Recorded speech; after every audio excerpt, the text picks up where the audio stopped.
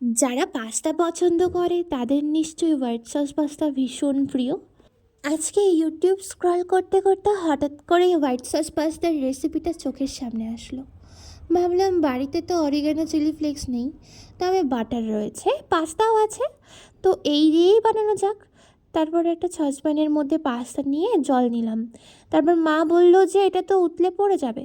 তখন আমি একটা কড়াইয়ের মধ্যে নুন দিয়ে পাস্তাটাকে বয়েল বসিয়ে দিলাম। তারপর একটা ননস্টিকের প্যান নিয়ে তার মধ্যে বাটার দিয়ে সুন্দরভাবে মেল্ট করে নিলাম। তার মধ্যে আমি ময়দা মেশাইনি, আটা দিয়েছিলাম। তারপর অল্প অল্প করে দুধ দিয়ে মেশাতে মেশাতে এটাকে ক্রিমি কনসিস্টেন্সিতে করে নিলাম। হ্যাঁ, অল্প চিনি দিলাম, এটা সম্পূর্ণ অপশনাল, তবে হোয়াইট সস পাস্তার সসটাতে একটু মিষ্টি ভাব থাকলে ভীষণ ভালো লাগে। তারপর পাস্তাটা অ্যাড করে সুন্দর করে এটাকে অল্প নাড়াচাড়া করে একটু ফুটিয়ে নিলাম। ব্যাস, তারপর আমাদের ক্রিমি পাস্তা রেডি হয়ে গেল।